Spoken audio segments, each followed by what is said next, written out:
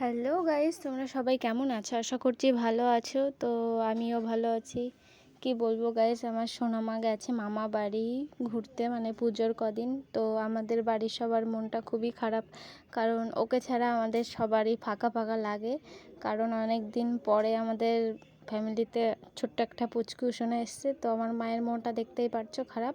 আর আমরা যাচ্ছিলাম ওদের জন্য জামা কাপড় নিয়ে ওদের দিতে, তো আমার সোনামাকে দিতে, যেহেতু ওরা পুজোতে ওখানে থাকবে, লক্ষ্মী পুজোর সময় ওরা বাড়িতে আসবে। তাই জন্য আমি আর মা চলে যাচ্ছিলাম। দেখো অনেকক্ষণ দাঁড়িয়ে থাকার পরে তারপরে গাড়িটা পেলাম, তো গাড়িতে বসে আছি।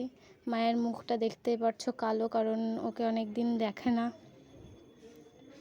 যাওয়ার সময় দেখলাম এই দুটো দাদু ঠাকুমা আমাদের সঙ্গে যাচ্ছে। তো ওনাদের সঙ্গে যেতে যেতে খুবই আমাদের কথাবার্তা হলো, ভাব হলো। অনেক সুন্দর আমাদের সঙ্গে কথা বললো। তারপরে দেখো গিয়ে আমার সোনামা এসছে কোলে, ঘুমিয়েছিল, ঘুম থেকে উঠে চলে এসছে ঠাম্মার কোলে। দেখতেই পারছো কত খুশি আমার দিকে একভাবে তাকিয়েই আছে। তাকিয়ে তারপর আমাকে একটু হেসে দিল মিচকি করে। আমাদের এখনও ভোলেনি, অনেক ছোটোবেলায় দেখেছে। তো ছোট মানুষ 10 দিন না দেখলে ভুলে যেতে পারে, কিন্তু সেইখান থেকে ও ভোলেনি, আমাদেরকে মনে রেখেছে। আমার মায়ের কোলে গিয়ে যে খেলা করছিল, দেখো কত সুন্দর। মাম্মাকে দেখে তো আমার মা খুবই হ্যাপি।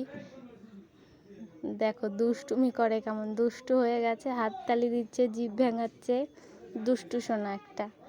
আবার আমার দিকে একটু তাকাচ্ছে, ওর মায়ের দিকে তাকাচ্ছে, আবার তাই তাই দিচ্ছে, কত করছে, আমাদের সঙ্গে খেলা করছিল।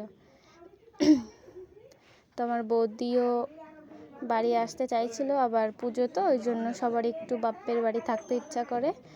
দেখো আমার দিকে একভাবে তাকিয়েই আছে। আমি বলছি মাম্মা আমার দিকে একটু তাকাও, তাকাও, একটু হাই করে দাও। আমার দিকে তাকিয়ে আছে, আবার দুষ্টুপনা করছে, একভাবে তাকিয়ে আছে। আর তারপর আমি কোলে নিয়েছি, বলছে আসো আমার কাছে মাম্মা, একটু তাকাও আমার দিকে। তাকাচ্ছে দেখো কেমন করে।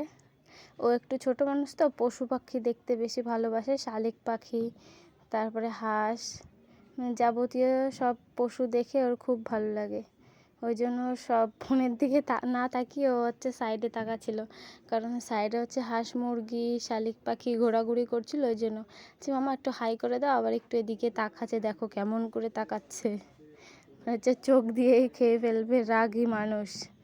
আর ওর প্রচণ্ড গরমের জন্য মেয়েটার ঠান্ডা লেগেছে, যার জন্য একটু শরীরটা খারাপ, ঠান্ডা লেগেছে খুব, দেখতেই পারছো মুখটা শুকিয়ে গেছে ওর। এবার এদিকে একটু হেসে নিলে সোনামা। সোনামাকে দেখলে আমার মনটা ভালো হয়ে যায়, কি বলবো। তারপরে অনেকক্ষণ থাকার পরে বিকাল টাইমে আমরা বাড়ি চলে আসলাম। এদিকে আমার মা আবার আমার পুচকুকে টাকা দিল খাবার খাওয়ার জন্য, আবার ধরে নিয়ে হাসছে। দেখো কি বলবো গাইস, সত্যি আমার সোনামাকে ছাড়া আমাদের অনেক ফাঁকা ফাঁকা লাগে, বাড়িটা পুরো শূন্য লাগে, কারণ ওরা দুজনে মামা বাড়ি চলে এসছে। হয়তো ওদের মা বাড়িরও ওরকমই সবার খারাপ লাগে, তাও বলতে পারে না, যার জন্য মা বলেছে ঠিক আছে তাহলে থাকো কদিন এইবারে। আর ও দেখো ও কি করবে, ও এই টাকাটা নিয়ে মুখের মধ্যে পুরবে, খাবার ভাববে যে মনে হয় খাবার, মুখের মধ্যে পুড়ছে, মনে হচ্ছে কী যেন ওকে খাবার দিয়েছে। তো দেখতেই পাচ্ছ আমাদের অটো চলে এসছে, আমরা এই অটো করে যাব।